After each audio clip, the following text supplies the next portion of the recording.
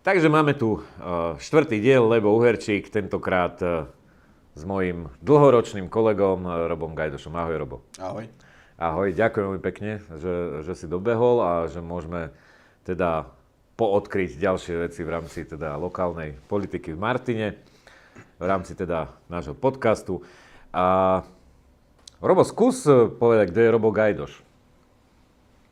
Som poslanec mestskej časti Záturče, tak ako ty. Som ženatý, mám jedno dieťa, som poslancom už 8 rokov, ale stále som najmladší poslanec v Martine. To je také... 7 rokov. Dobre, pardon, 7 rokov.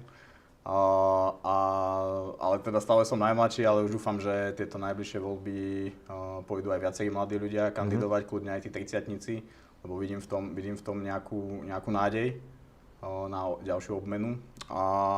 Ináč sa venujem priemyslu, konkrétne ako obchodný zástupca, čo sa týka profesie. Jasné. Dobrú vec si otvoril na začiatok hneď, že mladí ľudia a tak ďalej, energia. No s tebou prišla že veľká energia, keď sme spolu vlastne prvýkrát nastúpili 7 rokov dozadu do poslaneckých hlavíc. Čo bol ináč strašný paradox, že ja som bol najstarší poslanec za Záturčí vtedy. Áno. Čo bolo, dneska mám 45, to 38 rokov a ja som bol najstarším poslancom vtedy v Záturčí. A teda my sme začali poslancovať pred tými 7 rokmi a mám to aj teda feedback od ľudí, ale teda aj my to tak vnímame, že dokázali sme to Záturčie že významným spôsobom posunúť dopredu. A keď sme tak trošku bilancovali, že čo všetko sa podarilo, že to sú že obrovitánske veci v tom zmysle, že aký objem akcií, aktivít a tak ďalej sme tu spravili. A za mnohými z tých aktivít vlastne stojíš ty, že ty si priniesol práve tú energiu. Preto hovorím, že tí mladí ľudia do tej politiky patria a dúfam aj ja, že na najbližších volieb sa zapojí viacero mladých ľudí. Je to pekná robota, tá poslanecká, zmysluplná, avšak už niekedy aj únavná, keďže ty si vlastne 3 roky dozadu vlastne sa skoro vzdal mandátu. No, ja som sa chcel vzdať, to ma žena presvedčala strašne. Ja som v podstate už bol rozhodnutý pred tými voľbami, že keď sa primátor nezmení, tak to absolútne nemá žiadny význam, že to mesto môžeme zabaliť a ako zavrieť, že toto pôjde to od 10 k 5, že proste tak ľudia, čo troška nejak globálne sa dokážu pozerať na veci a proste vnímajú svet aj mimo okres Martin, tak vidia tie trendy a oni vždycky majú nejaký ako keby dobeh a následok. Čiže my keď dneska v meste robíme nejaké činnosti a príjmame ich na zastupiteľstve, tak ako ľudia ich pocítia o 2 roky. No. Priemerne. Áno. Čiže ja som videl, že keď sme v roku 2022 ako príjmali samé kraviny v tom zastupiteľstve, tak proste ty vieš, že aká bude ekonomická situácia v roku 2024. Ty vieš predikovať, že v roku 2025 odídu fabriky. Ty to proste vieš.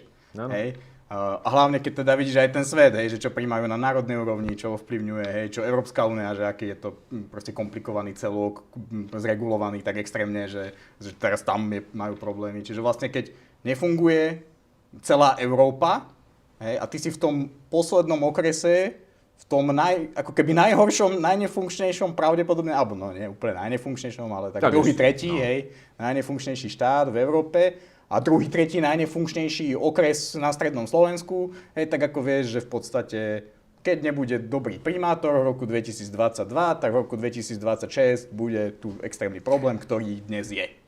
Úplný súhlas. Úplný súhlas. No.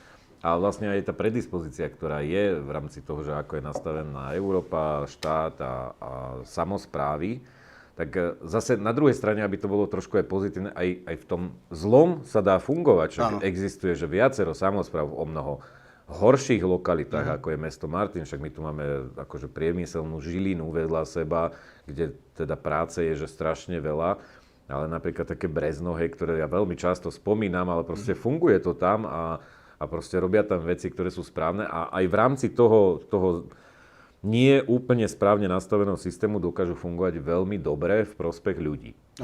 No a toto bolo ten začiatok, tých 7 rokov, že ako sme tu začínali, takže vlastne ja aj tým, že keď som si prechádzal posledne vlastne všetko, že čo sme teda v Záturčí robili, tak vlastne taká prvá tvoja veľká aktivita bol bol vodojem nad Záturčím, čo si teda absolvoval, že velikánske boje vtedy, ale výsledok sa ráta.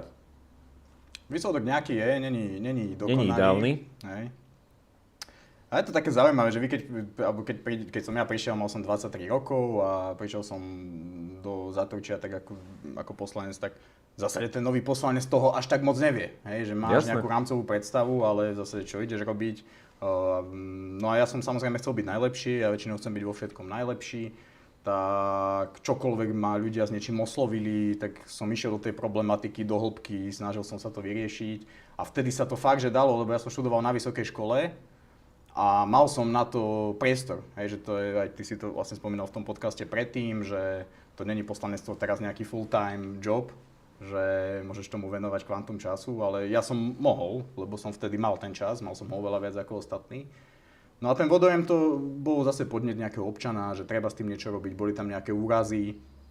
Čiže šiel som áno do hĺbky, však zmobilizoval som aj teba, aj ostatných poslancov, vtedy ešte Martin Makovník bol poslanec, Tomáš Zanovít a podobne.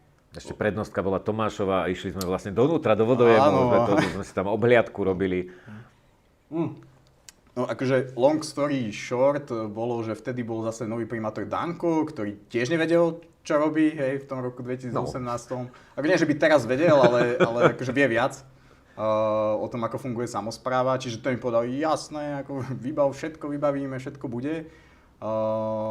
Bolo to aj relatívne komplikované, lebo stavbu toho vodojemu vlastnila Turčianska vodárenská spoločnosť. Tá má relatívne komplikovanú vlastníckú štruktúru, že každá obec vlastní nejakú časť, mesto je najväčší akcionár, ale nemá rozhodovaciu právomoc ako takú, lebo je tam proste riaditeľ komplikovane volený, čiže akože komplikované, potom mestský pozemok. Hej, do toho ten riaditeľ za mnou ako chodil, že ten mal nejakú svoju predstavu, ako to vyriešiť, ale ako mne išlo naozaj o to Záturčie, že mne nešlo tam len o to, že máme rozpredávať pozemky nejakým ľuďom a akože zarábať na tom teraz, že ja som to čisto chcel vyriešiť ten problém a skôr som to videl nejaké, že nad tým Záturčím by mala byť nejaká rekreácia, proste také pre ľudí veci, hej, že ako poslanec obhajujem verejný záujem a nie súkromné. Takže no boli tam konflikty na všetky strany. Ja som samozrejme ako nový poslanec chcel spolupracovať s primátorom novým, lebo som očakával, že teda primátor Danko bude chcieť riešiť tie problémy ľudí, čo sa ukázalo, že vlastne on len stále sľuboval, ale kroky aktívne robiť buď nevedel, alebo nechcel. Hej, čo je v zásade úplne jedno, lebo výsledok je ten istý.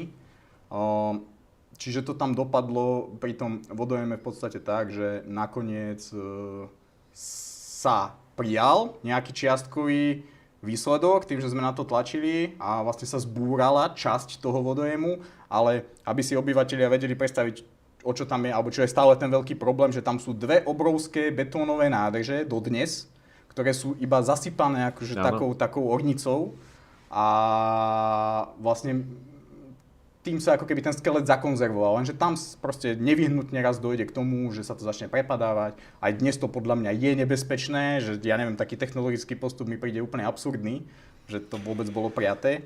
A vlastne na to, aby sme my vtedy prijali to správne riešenie, tak to bolo, že vyťahnuť vlastne všetky tie betóny a ako skultivovať ten pozemok absolútne, čo by stálo niekoľko desiatok tisíc viac. Hej? Čiže tom bol celý problém. Takže je to tak, ako to je, dopadlo to viac menej tak nejak neutrálne, ale potom ako mne nechceli povedať, že čo prijali neviem už to aj to nepamätám, to bolo, že v Mestskej rade alebo kde, nechceli mi dať nejakú zápisnicu. Na predstavenstve v Turvode. Alebo na predstavenstve v Turvode, potom som sa tam nejako nanominoval do tej kancelárie toho riaditeľa, že som asistentke povedal, že mám dohodnuté stretnutie, tam ma pustil a ten potom pozeral, že čo to, ako ma tam pustil. Ako úplná komédia, hej, že úplná. No čiže ako to dopadlo? Dopadlo to viac menej pre obyvateľov priaznivo, ale ja som vtedy, to bola taká studená sprcha toho, že som zistil, že ľudia vôbec ako nechcú riešiť problémy obyvateľov Martina, že tí vrchní, ten primátor, aj vtedy viceprimátor Kolár, aj vlastne riaditeľ Zábronský, oni ako keby robili všetko preto, aby nemuseli dať peniaze na bezpečnosť v podstate, hej, že no kde teraz na čo zbytočne. Ale pre mňa to bolo dôležité, lebo to bolo dôležité pre tých obyvateľov. Čiže... Veľmi povrchne a za 50 rokov si myslím, že to bude pre niekoho problém, keď už vlastne tá kolektívna pamäť tu nebude.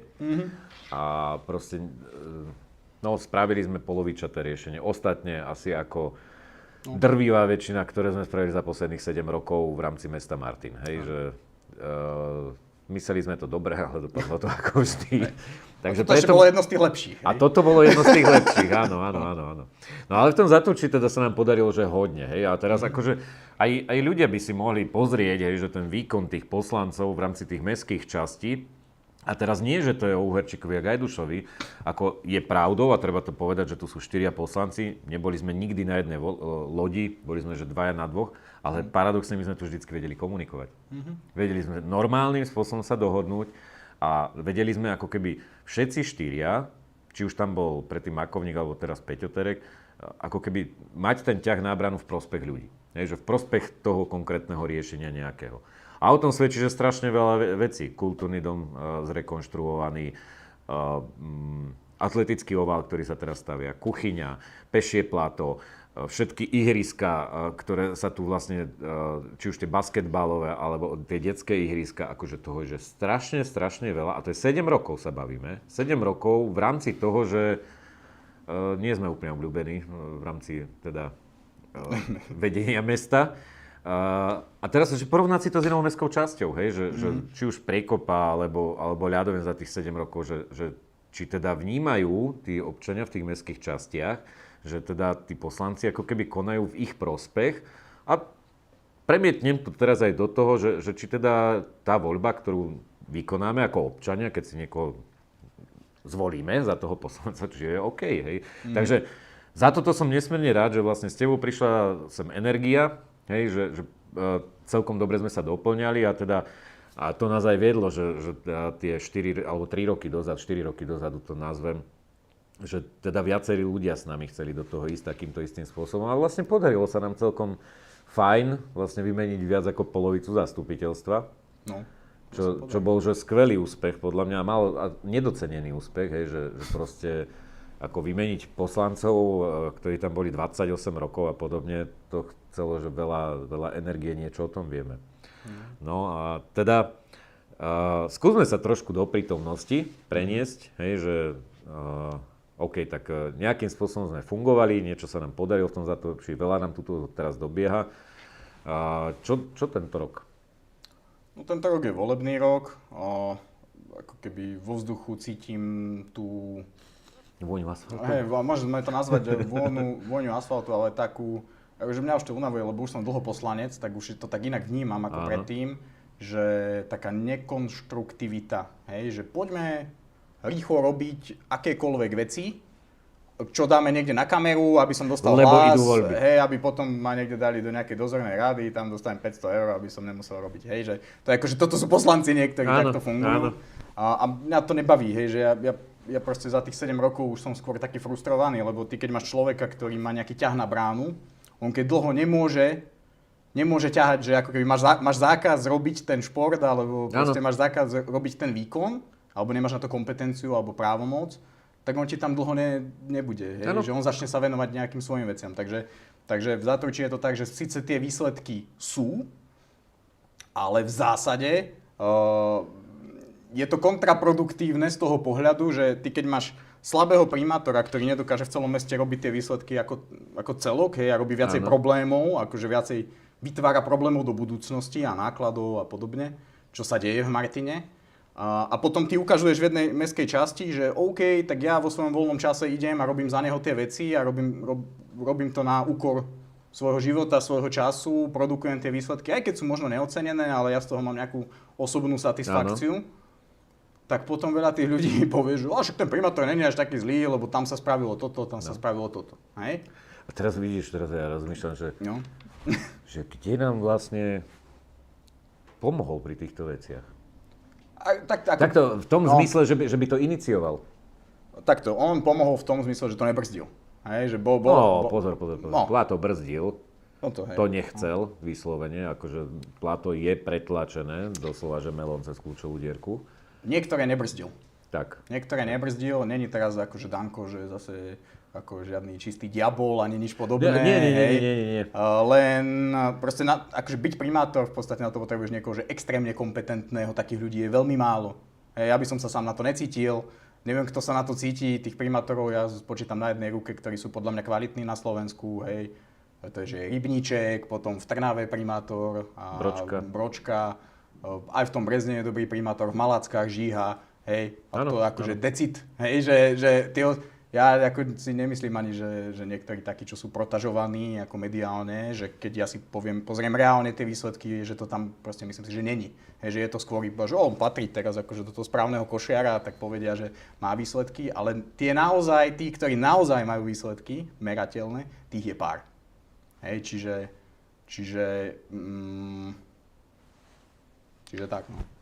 No a ešte ostaneme, hej, že nebudem uchádzať k iným primátorom, ostanem v tom Záturčí, že vlastne tento rok ako sa stane taká vec, že vlastne my dokončíme také, nazvem to, revitalizácie vnútroblokov. Hej, že nie sú to tie také maľovánky, hej, že teraz príde architekt a nakreslí a budú tam nádherné preliezačky, ale v rámci možností, ktoré máme a ktoré dokážeme pretlačiť ako ten melón cez tú kľúčovú dierku, tak dokážeme ako keby zrevitalizovať vlastne všetky vnútrobloky v rámci sídliska ako takého. A my aj keď sa teraz často rozprávame, že samozrejme tých vecí na riešenie je strašne veľa. Ale z tých veľkých vecí, ktoré tu boli, tak vlastne či už ten atletický oval, či to pešie plato, či ten kultúrny dom, či tá škola, akože tie veľké veci, ktoré tu boli, cyklotrasa, tu sme vlastne obišli, k tomu sa ale dostaneme samostatne úplne, tak vlastne, že projektovo v rámci toho sídliska ako takého, že už toho veľa nie je, že takých tých veľkých vecí. A to, že dokončíme tieto revitalizácie, tak umožní vlastne ďalším poslancom, ktorí prídu po nás, tak vlastne umožní im realizovať strašné množstvo drobných vecí, podľa mňa, drobných zlepšení v rámci toho sídliska. Pretože tie väčšie, ako je ako rekonštrukcia ciest záturčianska a Aurela Stodolu, tak bude možná len vtedy, keď teda začne mesto fungovať. Keďže dneska principiálne nefunguje, hej, a to vieme teda sa porozprávať o desiatkách a desiatkách vecí, ktoré teda non-stop komunikujeme v zastupiteľstve. Takže za toto som rád v rámci toho Záturčia, no ale prejdeme teda trošku do toho zastupiteľstva. Ako podľa teba funguje zastupiteľstvo? Martinské?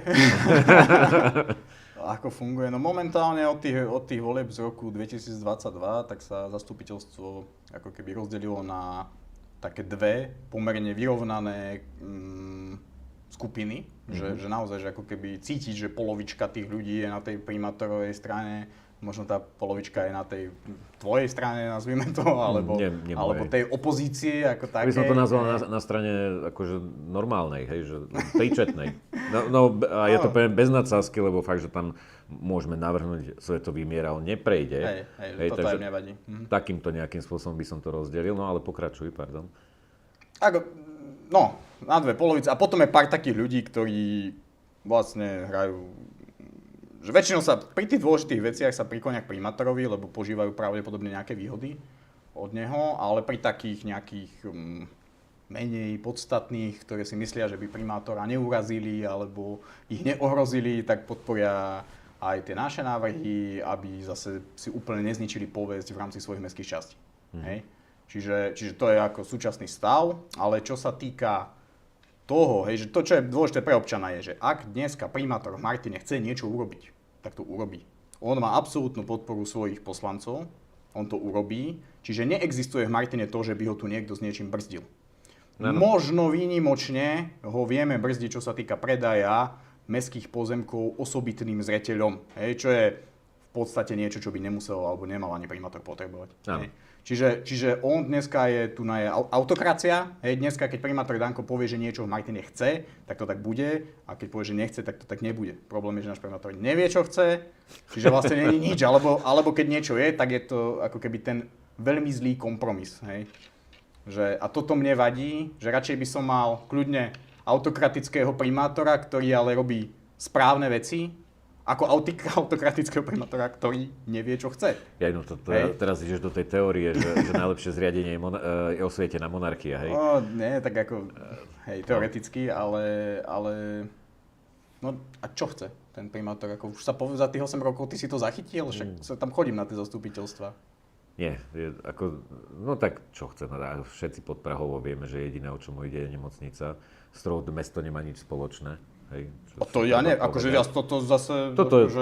Toto si myslím, že je tak, hej, že... Ale tam ide ako keby o ten záujem, hej, že záujem o to riešenie tých správnych vecí, alebo tých potrebných vecí v meste, nie že správnych, potrebných vecí, hej, lebo aj všetko, čo my navrhujeme, tak sú potrebné veci, hej, ktoré treba robiť, hej, že 99%, hej, že či už kompostovanie, či riešenie množstvového zberu, či už rôzne veci, ktoré navrhujeme, to sú všetko veci, ktoré je potrebné robiť. Dlažba na námestí, naposledy, akože úplná banalita, odchyt holubov, hej, lebo teda som odkryl komunikáciu vlastne s jednou poslankyňou, kde som proste odpoveď voči občanovi bola, Ježiš, to je strašne zložité, my tam hľadáme legislatívne riešenie, systémové, neviem aké, a pritom, keď tá občianka mi povedala o tých holuboch, že aký má problém, hovorím, že áno, my v Zátvorči robíme odchyt každé 2 roky. No. Že to akože robíte, no vravím, normálne ho robíme, akože objednáme službu a spravia odchyt holubov. Žiadne systémové riešenie, proste jednoducho to treba spraviť a nie vyhovárať sa. Že aj to je o tej aktivite poslancov, že či chceme robiť v prospech ľudí, alebo nechceme robiť v prospech ľudí. Tak. Takže takto vnímam v rámci toho zastupiteľstva, že teraz napríklad tá téma toho východného okruhu. Obrovská téma a presne ako ty hovoríš, ktorá ovplyvní generácie Martinčanov. Áno. Ovplyvní každodenný život. A ak ja tu chcem ostať s rodinou žiť, ja chcem, aby tu moje deti vyrastali, ale proste ja tu nechcem mať to, že sa nebudem vedieť dostať z centra mesta alebo do centra mesta autom. Hej, akože nech akékoľvek pohľady pozerám, tak jednoducho to je nezmysel celé, aké to je pripravené. A zase sa dostávame k tomu, že polovičaté riešenie, hej, že také... Tie sú najhoršie. Áno, tie sú najhoršie. Potom nie je cesty späť, to je ako tá cyklotrasa na severe, keď ja to vidím, tak ja vždycky si vravím, že toto kto vymyslel. Hej. To je taká tá, čo ide do mesta, že máš 30 metrov cesty, potom priechod. Potom 30 metrov cyklotrasy, potom priechod. Potom priechod. Potom zase kúsok. Hej, akože úplný nezmysel. Úplný. Ale čo s tým spravíš teraz už, keď to je? Hej, že No nič, tam bola udržateľnosť 5 rokov, muselo to ostať a ostalo to také, ako to je. Nikto to nikdy opravovať nebude, lebo zase je to červený asfalt, ktorý je špecifický, bolo by to strašne drahé. Takže niekde vo finále za 15 rokov to bude obyčajný chodník a to je celé. Ty musíš spraviť nejaký koncept tej cyklotrasy v rámci mesta, ktorý není. Áno. Takže, OK, no a teraz čo do budúcnosti? No v tom Zátvorčí? No. Neviem, akože my sme naozaj, že aj preto v tom roku 2022 aj som vravel, že vzdám sa toho mandátu, potom som sa ho síce nevzdal, ale proste my nepotrebujeme teraz riešiť konkrétne sídliská, my potrebujeme, aj keď to znie možno tak frázovite, ale my potrebujeme skrátka nejaké systémové riešenia v Martine, ale že strašne ich potrebujeme. To je to, čo vy sa naučíte v tom prvom volebnom období ako poslanec, že áno, na to, aby som bol kvázi dobrý poslanec a by som stále do nekonečna zvolený, tak áno, teraz na Facebooku niekto dá, tu sú preplnené kontajnery. Tak ja napíšem na úrad, tu sú preplnené kontajnery, vyriešte to a dám to tam do komentára na Facebook a potom budem mať ako lajky, že to je poslanec, čo to rieši. Hej? No len ja, ako som to robil 4 roky, hej, a proste není to hodné. Akože, principiálne ináč, na toto stačí jedna aplikácia, hej? No, a nie 31 poslancov. No, pointa je, že nie, že to není hodné ako môjho času, to by som sa zle vyjadril, ale že nemá to, že mňa to irituje, že keď neviem ten problém vyriešiť tak, aby nevznikal stále dookola, tak ako podľa mňa riešenie není, že to bude poslanec robiť ďalších 30 rokov, že pozerať na Facebooku, čo kde kto nahlásil akurát, že ktorý kôž je preplnený. Tak asi potrebujeme vyriešiť buď častejšie vývozy, alebo polopozemné kontajnery, ktoré majú väčšie kapacity, alebo proste čokoľvek, aplikácie, že ako a teraz tie aj čipy, to je tu na celé komplikované, že my im to rozprávame na tom zastupiteľstve, že čo existujú, aké riešenia, lenže keď vy nemáte kompetentné vedenie, oni ich nedokážu ani aplikovať. Oni áno, síce teraz kúpili, lebo to počuli na zastupiteľstve, tak kúpili nejaké čipy, čo majú merať akože preplnenosť tých niektorých košov. Lenže vy keď to neviete používať, vy keď dokonca vy nemáte ani svoju firmu na zber odpadu, že to je externá firma, ktorá má úplne iný záujem, ona má záujem tvoriť zisk, na rozdiel od mesta, ktorý má záujem ako keby predchádzať tým problémom. Tak tak to nevyriešite. Hej? Čiže oni tako keby čokoľvek, čo robia, tak väčšinou len minú peniaze a efekt sa nedostaví. Že v tomto prípade, aj keď boli na zastupiteľstve, že teraz, keď sa nepríjme rozpočet, tak bude rozpočtové provizórium a Martin dopadne katastrofálne a nebude sa nič robiť, tak v Martine skôr ja vidím, že no, kebyže sa nič nerobí, tak je to stále lepšie, ako keď sa robí zle. Hej, lebo väčšinou to robenie veci nesprávne je v konečnom dôsledku ešte drahšie a potom to niekto bude musieť opravovať. Samozrejme. Čiže my v Zátorčí potrebujeme áno vyriešiť možno aj problém s tými košmi, ale to musia byť proste plnohodnotné, polopodzemné, kontajnery vybudované naraz v celom meste, s autami na to prispôsobený, s komunálnym podnikom, ktoré riadi mesto a ktoré riadi niekto, kto tomu rozumie. Hej, že nie iba, že hocikto, hej, aby to nebolo zase drahšie, lebo viete, tak ako keď riadiš ten podnik zle, tak to môže byť ešte oveľa horšie ako Brandner. Čiže tam je milión nuans a tie pochopí len schopný manažér.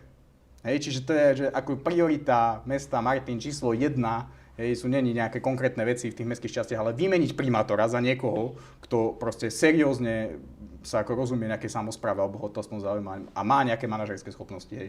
Že to je absolútna priorita číslo 1, bez toho nemá nič iné, viac menej žiadny zmysel. Hej.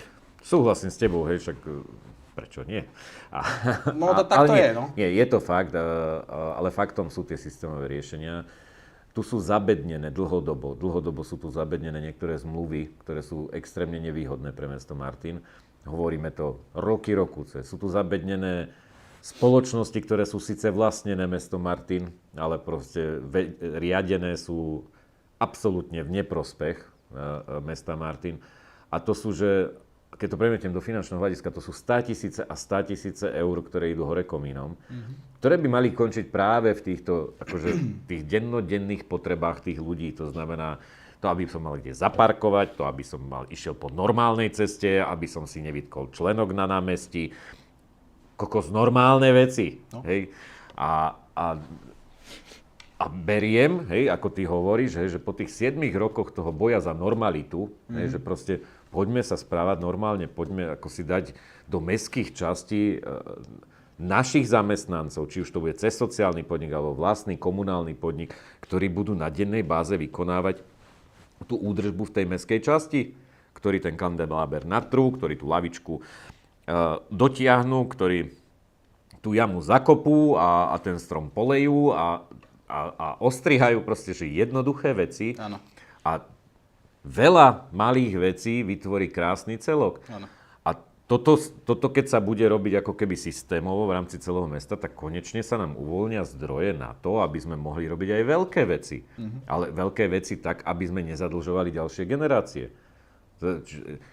Však ako ono strašne ľahko sa komunikuje komukoľvek. Ježiš, že tu sa starajú o seniorov, oni postavili CSSK, že to je skvelé.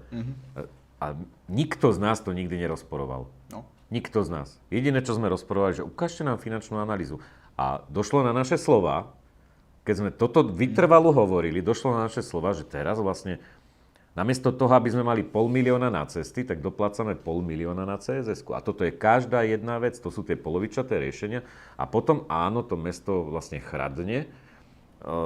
Niekde sekundárne, samozrejme to nie je s prístupom primátora mesta, že odchádzajú odtiaľto zamestnávateľ, ale je to malý čriepok proste v tom kolese a to, že sem neprichádzajú. To, že sem neprichádzajú. To je ďalšia vec. No. Hej, to znamená, ako okrem systémových riešení v rámci mesta, tak ako ja ešte doplním ťa, že ja si myslím, že práca je akože kľúč. No áno. Takto, že úplne prvé, akože predtým, ako niečo začneš riadiť, tak je si určiť nejaký asi teda, že nejakú víziu. Hej? Že dokonca to mal Danko ako slogán, že Martin potrebuje víziu, hej? A potom žiadnu nepriniesol. No. Že, možno ešte na nej pracuje. Možno áno, ale ako keby problém tohto mesta, aj Martina, ale aj Slovenska ako celku je, že my nevieme vôbec, kto sme a čo chceme. Hej? Že to vidíš všade na uliciach, že proste není to tu v tých ľuďoch, ani v bežných, ale ani v tých politikoch, že ako keby vieme, kam smerujeme. Hej? A toto je strašný problém. A práve ten dobrý líder, a v tomto prípade dobrý líder, alebo jeden z tých dôležitých je aj primátor mesta, by mal mať nejakú svoju víziu a snažiť sa niečo s tým mestom spraviť. Hej. Ja neviem, či pán primátor Danko má víziu, že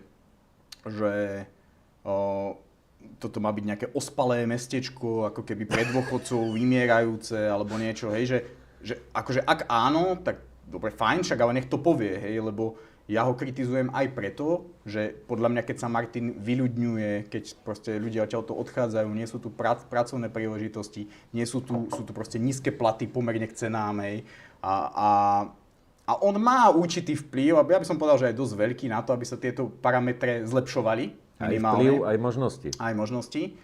A nerobí to, tak ja ho kritizujem. Ale možno jeho vízia je proste, že to tu treba zakonzervovať a proste treba postaviť DSS-ko ako pre dôchodcov, čo by bolo fajn, ale tak pre mňa ako človeka, čo sa pohybujem v biznise, tak ja si v trende prečítam, že DSS-ko, a to už bolo pred 3 rokmi, keď som to čítal, takže DSS-ka sú jeden z najstabilnejších biznisov, ktoré rastú 12% ročne, že ak nemáte čo s peniazmi, tak keď budete investovať do firiem, ktoré riešia dôchodcov, tak máte absolútne stabilné výnosy akože na najbližšie roky, hej, v rámci Európy. Ako celko na Slovensku deto, hej. A ako oni dokážu urobiť 500 000 stratu, tak to je záhada, hej, že to je presne to, čo hovorím, že väčšinou, keď niečo robí štát alebo mesto, tak veľmi opatrne.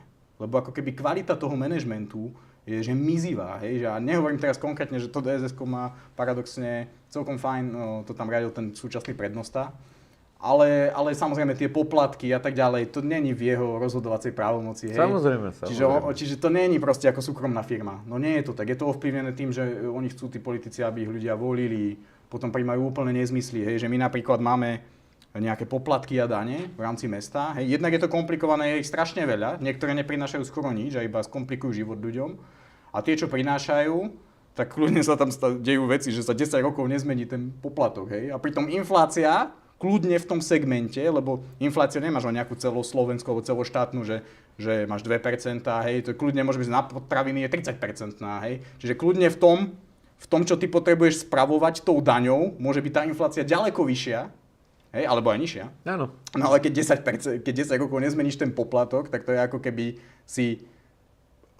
Proste to je úplný nezmysel, hej, že ty prichádzaš o peniaze a potom sa ti stane to, že vlastne zistíš, že no, však máme strašne málo peniazy a všetko je podfinancované. No len keby si možno zdvíhal ten poplatok o 2% každý rok, no len tak by si bol v poriadku.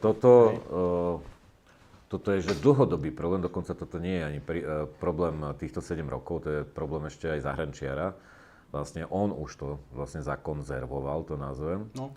A teraz sa stala absurdita, že 3 roky dozadu, keď teda zvýšili tie dane o 100% a potom teda každý ďalší rok o 10%, tak tam ako keby som vnímal to, že to absolútne nepochopenie toho, že akým spôsobom sa to tvorí, lebo tam prešlo uznesenie z tej strany tých Dankových poslancov, že každá tá sadzba sa zvýši. Teraz neviem, či už o 10% alebo o 0,1 nasledujúce 3 roky. Áno. Tam, kde bola sadzba 1, tak zvýšili o 0,1, ale aj tam, kde bola sadzba 7, tak zvýšili o 0,1. Čo teda, OK, pre týchto to znamenalo 10%, pre tú najnižšiu sadzbu to znamenalo zvýšenie 10%, a pre tých, ktorí mali 7, tak to 0,1 znamenalo, ja neviem, 1,5% alebo koľko, alebo 1%, alebo 2,5%, to je jedno, že koľko. No, úplne, že nezmyselne neprijaté. Áno. Vtedy sme ich na to upozorňovali a oni iba na tým mávali rukou a pritom je to, že to je doslova že absurdné to takto prijať. Áno. Lebo to nedáva že žiadnu logiku. Odhliadnúť od tej matematickej. Čiže áno, súhlas vlastne. Všetko by malo byť takýmto spôsobom sprocesované v rámci toho mesta. A teraz, aby sme sa posunuli ďalej, lebo sme sa tu zaciklili vlastne pri tomto. Ako ty si vieš predstaviť to mesto Martin smerom do budúcna? Že čo by si videl, že čoho by sme mali byť centrom, alebo na čo by sme sa mali zamerať, alebo v rámci teda tých jednotlivých oblastí, že kde by si videl to mesto Martin? Povedzme 10-15 rokov dopredu. Pardon. No ak to pôjde takto ďalej, tak bude to dozadu. 10 rokov dozadu. Takto. Akože nehovorím, že moje idei sú jediné správne. Jasné. Ale mám nejakú... Ale je dôležité, že ich máš aspoň. Hej. Áno, ale takto ja rád čítam, ja aj rád proste si pozerám, že čo sa inde ako robí. A napríklad existuje taká vec, že sa to volá, že konkurenčná výhoda. Hej. To znamená, že ty máš veľa miest, ktoré sú úspešné alebo považované vo svete za úspešné, majú nejaké špecifikum, jedno, vďaka ktorým ho ako keby vnímajú ostatní vo svete, že toto je špeciálne týmto, hej, že napríklad určite poznáte, že Paríž je mesto módy, hej, alebo v Banskej Štiavnici, hej, teraz je tam ako tá banka lásky a akože celé také tá pohádka o tom Sládkovičovi Marine a akože má to byť nejaké, že snažia sa tomu dať nejakú identitu a viac menej to funguje. Hej, navštevujú to ľudia, vnímajú to. No a Martin je teraz ako keby také mesto, že podľa mňa áno, gro toho, kde ľudia pracujú, žijú a celý ten taký komunistický odkaz, ktorý tu ostal, je priemysel. Hej. Jednoznačne, lebo to je akože fakt 90% peňazí, ktoré sa tu vygenerujú, sú priemysel. Hej. Proste to tak je. A nezmeníme to nejakým mali by sme to naopak rozvíjať, myslím si. Ale priemyselných miest je strašne veľa. A viac menej žiadne není týmto úplne, že nejako výnimočné. Okrem Detroitu. Ani známe. No dobre, Detroit. Hej, tým, že vlastne tam ten priemysel skončil. No, čiže určite by som ten priemysel ďalej podporoval, lebo to dáva zmysel, hej, že to ako keby je to v horizonte 5 rokov alebo 10 rokov najviac peňazí, najviac bohatnutia obyvateľstva, zvyšovanie životnej úrovne dosiahneš práve tým spôsobom, že sa budeš sústrediť na to, aby tu boli kvalitní zamestnávateľia vo veľkom počte, kvalitné školstvo, vhodné pre tých zamestnávateľov vo veľkom počte, navzájom si konkurovali, dvíhali platy. A zároveň to potrebuješ doplňať dostupnosťou bývania, čiže výstavbou nových sídlisk, hej, v zásade. Ako keby, však sa tu stavali nejaké za komunizmu, potom sa s tým prestalo, hej, ale to neznamená, že to nedávalo zmysel, hej, že tí ľudia niekde bývať musia, rozvodovosť je vysoká, tých bytov treba viacej. Slováci bývajú v jedným z najmenších bytov, čo sa týka metrov štvorcových, čiže tá potreba je tak šialená, že akože ty v Martine uživíš aj 2 nové sídliska bez problémov, hej. Že to vieš na základe dát, hej. Čiže toto určite treba robiť, ale identita ako taká je podľa mňa niečo iné a to je to, že sú len 3 mesta na Slovensku, ktoré majú vlastný zákon. Je to mesto Bratislava ako hlavné mesto Slovenska, potom je to mesto Košice a potom je to mesto Martin. Hej? A v tom zákone sa vyslovene píše, že my sme centrom národnej kultúry Slovákov. Áno. Ale v Martine, hej, ten zákon síce existuje už, myslím, že od roku 1990, alebo tak niekedy tam. Trošku neskôr. No. Tak my ako keby sme to ignorovali. Hej, že tu absolútne sa, čo sa týka nejakej identity, toho, že sme to Centrum národnej kultúry Slovákov, s tým sa nepracuje, s tým proste žiadny primátor. A hlavne, ináč, akože tu ti poviem jednu takú vec, že my to nevytvárame umelo. Hej, že ani ten zákon není umelý, lebo tá história mesta je proste taká. Áno. To nezmeníš. To, že tu bolo memorandum, to, že sa tu deklarácia. Akože, toto je proste Martin. Hej, že tá identita tu je, samozrejme my vieme ako keby doplniť, oprášiť, ofúkať, prekresliť niečo, ale proste my si to nevymýšľame nejakým spôsobom ako mesto, proste my to máme. A s tým by sa malo nejakým spôsobom pracovať. Hej, ale proste fakt je, že a zrejme to zoberiem tak, že od čias Bernáta, lebo Bernát je vlastne nejak za týmto celým, tak od čias Bernáta sa s týmto, že vôbec nepracovalo nejakým spôsobom a hlavne ako keby, a už tie 2 dekády, ako keby žiadna vízia, hej, že veľakrát počúvam na Bernáta, hej, že taký, onaký, makový, neviem aký, no ale ten človek nastavil územný plán mesta Martin. Zrevitalizoval námestie. Nemusíme súhlasiť s tým, že tam je milenium, proste, ale robil tam niečo. Hej, on mal už tú víziu zastávky Fatra, ktorá sa teraz buduje svojím spôsobom. Čiže ten človek ako tomu mestu akože dal, bol zvolený, mal nejakú víziu a robil to. Ale od čias, vlastne, kedy prišiel Hrnčiar, hej, a to ja dávam takú otázku, a to sa aj vy skúste zamyslieť nad tým, že povedzte mi jednu vec, ktorá tu ostala po Andrejovi Hrnčiarovi. Jednu jedinú, vybudovanú, čokoľvek. Nikto mi na toto nevie odpovedať. No tá cyklotrasa, nie? Teraz si mi to zobral z jazyka, áno. Červená cyklotrasa za, tuším, 400 000 vtedy stála. To je jediné, čo tu ostalo, akože on nevybudoval, že nič, to znamená tá identita, vízia a tak ďalej vlastne toho mesta nebola nejakým spôsobom ani investične, ani nejak neviem tomu nájsť dobré slovo, hej, že proste nejaké hýčkané to, že toto sme my. Bola vytváraná nová de facto, hej, transparentné mesto, čo bolo len také pozlátko, ako keby. A s tým to nemalo nič spoločné. Aha, to nemá nič s ničím spoločné. Áno. Akože transparentné mesto, To bolo pozlátko. Ty keď máš zakapané mesto, to je úplne jedno, či je transparentné, či nie, akože všetci sa sťahujú preč, že to, kto vymyslel, to je neuveriteľné, že ako, podľa mňa, že politici sú úplne, že oni sú, to je absurdista. Mimo realitu. Úplne mimo realitu, no. Mimo realitu. No a to isté prišlo s Janom Dankom, kedy zase niečo robíme, ale to nemá hlavu petu. Raz to, raz tamto, raz hento, raz toto. Aha, tu sú, šek som dostal, toto postavím. Že to... Mišo, keď sa má... To je jak turecký bazár, keď sa ma moja manželka pýtala, že my máme takýto problém v mestskej časti a toto a teraz akože čo s tým, hej, bola nová poslankyňa, že akože chcela nejaké rady. No. Tak som povedal, to návrhy na zastupiteľstve, to ti prejde. Hej, do návrhu a to prešlo. Hej, zrekonštruovali tam ten kruháč prídity, že proste toto mesto nemá žiadny plán s ničím, hej, že tu proste ty navrhneš na zastupiteľstvo niečo, čo stojí 100 000 eur a oni vôbec nemajú už nič, žiadny lepší nápad s tými peniazmi, nikde v pozadí, že ty im nič nenarúšaš, ako... No k tomu... že to je proste, že... A k tomuto sa ešte dostaneme, hej, niekde v čase, nemyslím, že v tomto podcaste, ale k tomu sa dostaneme, hej, že však mesto teraz dostalo tých 30 miliónov, hej, že... Áno. A principiálne vlastne my sanujeme naplňanie toho, že kde minúť tých 30 miliónov tým, že my tu máme nejaké projekty v rámci mestskej časti, že proste nebolo do čoho, no tak dobre, tak zoberieme aj toto za tú časť, spravíme to. Áno. A takto pôjdu eurofondy ďalej, čo je obrovská výhoda a príležitosť pre mesto Martin, že v tom ďalšom programovacom období evidentne vlastne pôjde sa touto cestou, že vlastne do tých regiónov pôjde viac peňazí v rámci tých eurofondov a budú voľnejšie uchopiteľné. No. To znamená, budeme môcť konečne začať riešiť to, čo vlastne by tým ľuďom mohlo zlepšiť, skvalitniť život. Hej.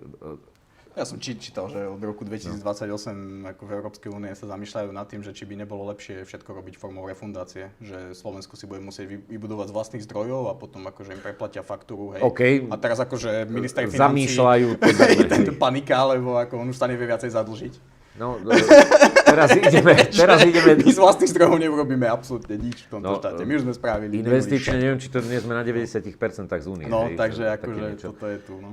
Ale tak zase oni povedali, že vždy sa dá požičať. Hej. No nie. No, ja viem. Hej, a za koľko? No však toto, hej, no, len takto, no.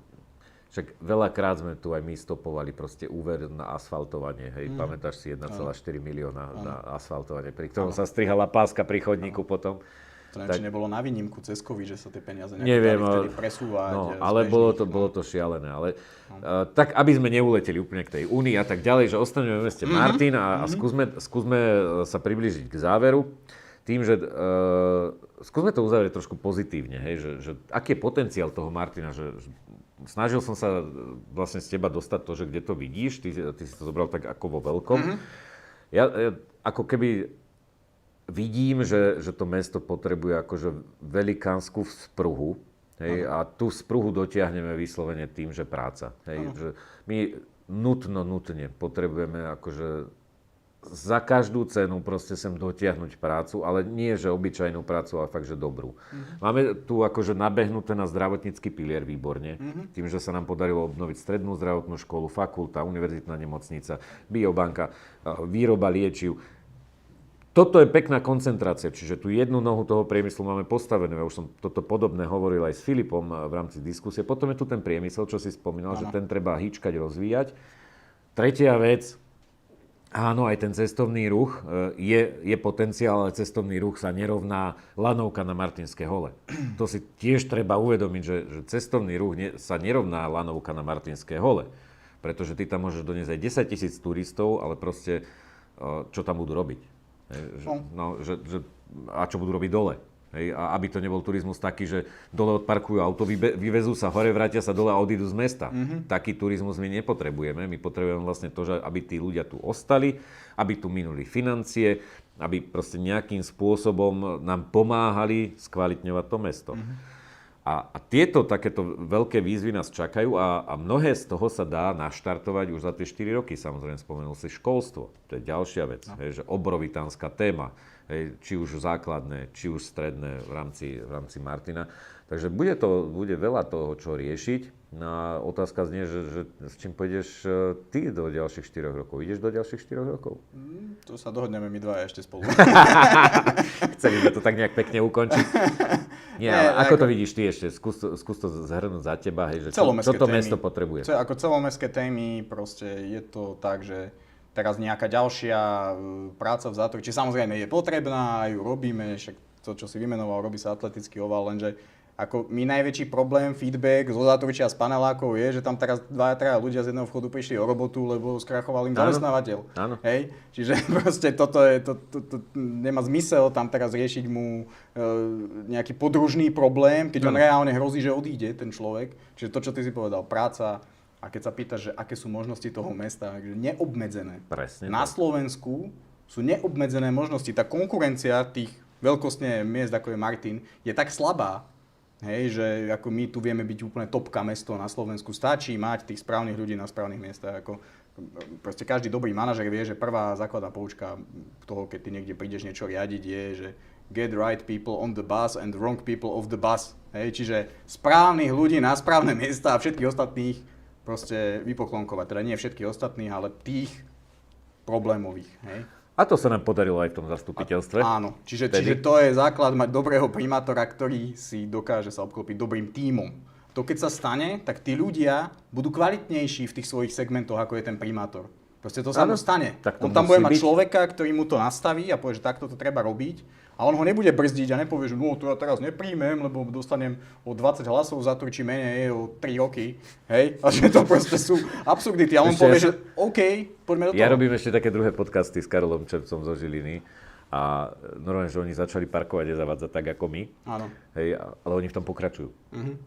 Hej, že tu proste šéf dopravnej komisie v Martine ti povie, na mojom sídlisku v živote. No. Hej, a tam akože normálne, že odpadol som, oni normálne teraz išli Hajík, Solinky a tak ďalej, že a pokračujú, má to svoje výsledky. Ako mňa unavuje to, že reálne na Slovensku mám pocit, že to funguje častokrát tak, aj v Martine, že kvôli tomu, aby sa veľmi malá hrstka ľudí si udržala nejaké svoje pomyselné fleky alebo proste pár tisíc eur niekde, tak sú schopní sabotovať celé mesto. 50 000 ľudí hodia cez palubu kvôli tomu, aby on bol neschopný viceprimátor, čo netuší, čo robí, hej, akože niekde. Alebo aby on bol proste niekde nejaký vedúci odboru a že absolútne ho to nezaujíma. Hej, len aby dožil do dôchodku, alebo hej, že toto proste je realita.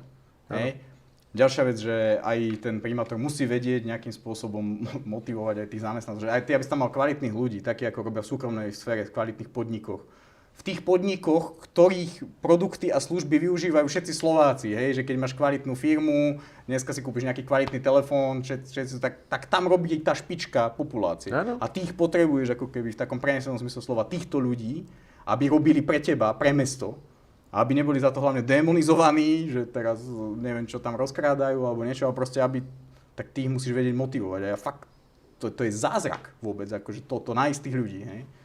Ale ak ich nájdeš, ak nejakým zázrakom sa ti to podarí, že nájdeš tých altruistov, ktorí sú ochotní pomáhať ľuďom, viac menej nezištne, lebo tam nejaké zase až také platy nevykúzliš na tom mestskom úrade, tak podľa mňa vieš byť najlepšia samospráva. Proste keď si učíš tie ukazovatele... Dá sa to však akože dokázali to tie Malacky, dokázal to ten v Trnave, ako dokázal to ten v Brezni. Akože sú dobré príklady, kde sa dá vlastne z toho odraziť a že aj to mesto dokáže fungovať vlastne nie v prospech tej hrstky. To je krásne zakončenie podľa mňa aj tohto podcastu. Hej, že aby tu nedošlo k tomu, že vlastne hrstka ľudí hodí cez palubu celé mesto len kvôli svojim vlastným záujmom. To hovoríme de facto 7 rokov a teraz vlastne v najbližších mesiacoch bude na ľuďoch, že či teda sú ochotní toto akceptovať, že budú hodení cez palubu. Tak ako, že ak nevidí niekto, že to tu ide od 10 k 5, tak potom už neviem, hej, že ty ako neurobíš zmenu, keď budeš robiť stále to isté, tak dopadneš takisto, hej, len to sa akceleruje, že ten úpadok je vždy najrýchlejší na konci. Áno, áno. Dobre, Ďakujem veľmi pekne, Robčo, že si prišiel. Verím, že nie je posledný krát. A teda toto bol 4. diel podcastu Lebo Uherčík. Dajte odber, keď chcete vedieť trošku viac zo zákulisia martinskej samosprávy, riešení v rámci mesta Martin. A postupne takýmto spôsobom pôjdeme ďalej. Prídu ďalší poslanci a následne prídu hviezdy. Ďakujem, Michal.